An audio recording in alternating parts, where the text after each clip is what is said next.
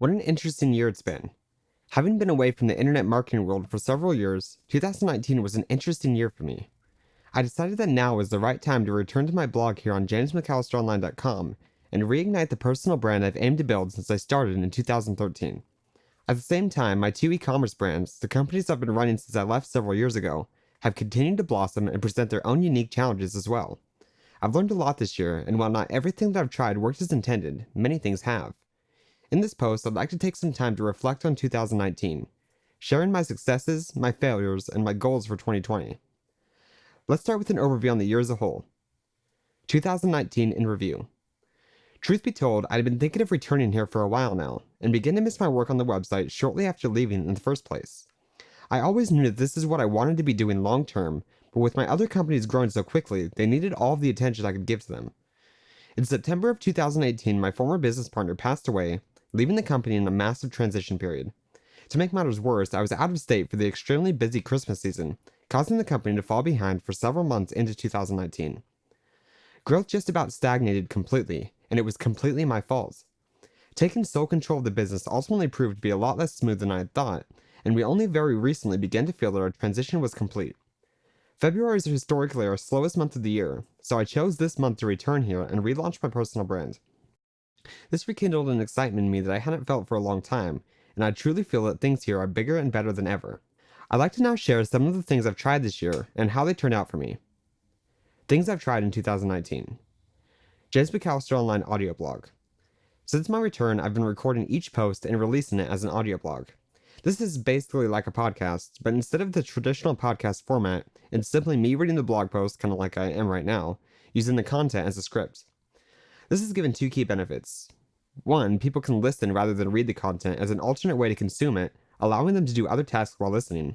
And two, people can subscribe to the audio blog on their favorite podcast player. This has led to increased consumption of the content and in many cases, a larger percentage of each piece actually being heard. I recommend trying this out. Relaunch of my YouTube channel and building a mini studio. I've fallen in love with producing video content this year, and will make this an even bigger focus going into 2020. Despite the fact that it probably wasn't necessary for a channel my size, I opted to buy a professional camera and microphone, studio lights, and a teleprompter to aid in my video creation.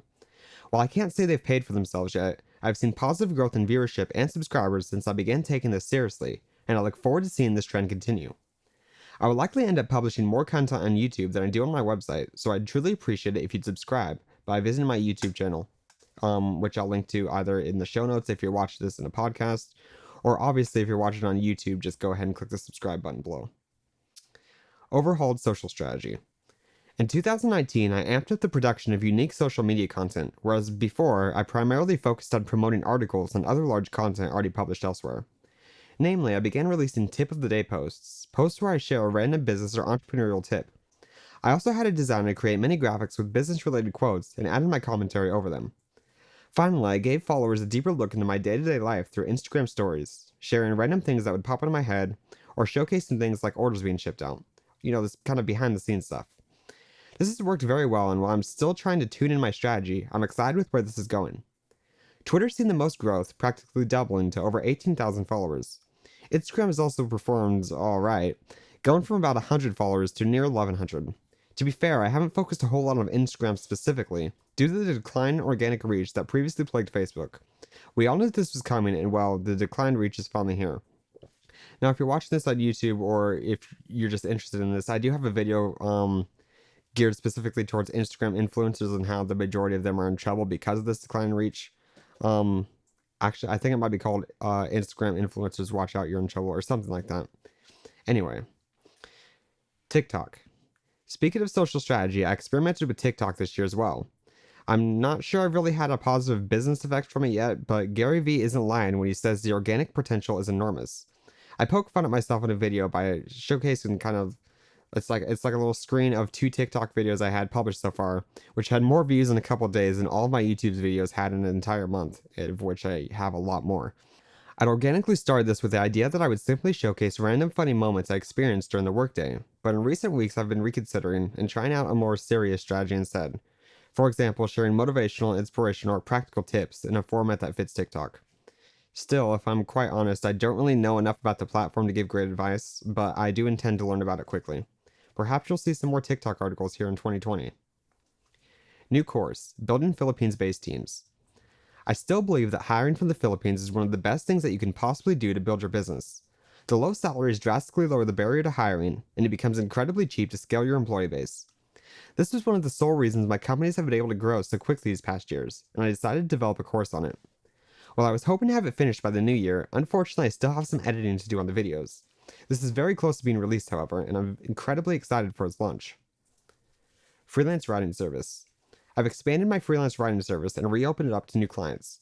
You can learn more about it by visiting jamesmcallisteronline.com/writing-service. I'll also include a link in the show notes if you're watching the podcast, or the YouTube description if you're watching on YouTube. Goals for 2020. Because so much of 2019 was spent in a transitional period, I look forward to really hitting the ground running in 2020. Here are some of my plans. A real podcast.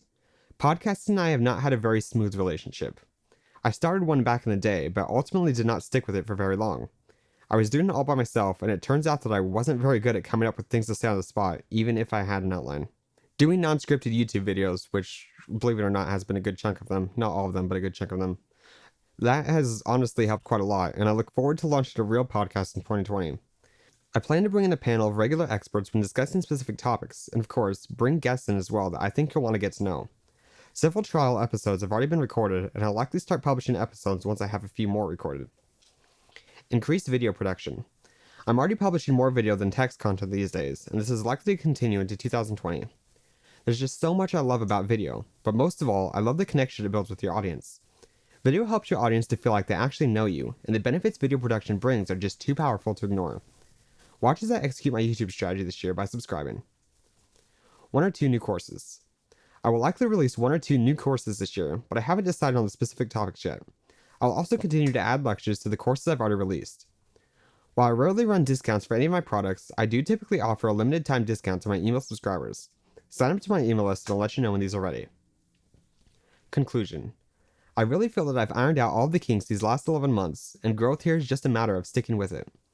Of course, as I learn new things, I'll certainly come back and share them here as well. I would like to thank you for listening to this all the way through to the end. If there's ever anything I could do for you, or there's an opportunity to work together in 2020, please don't hesitate to reach out. I'm looking forward to it. To your success, James McAllister.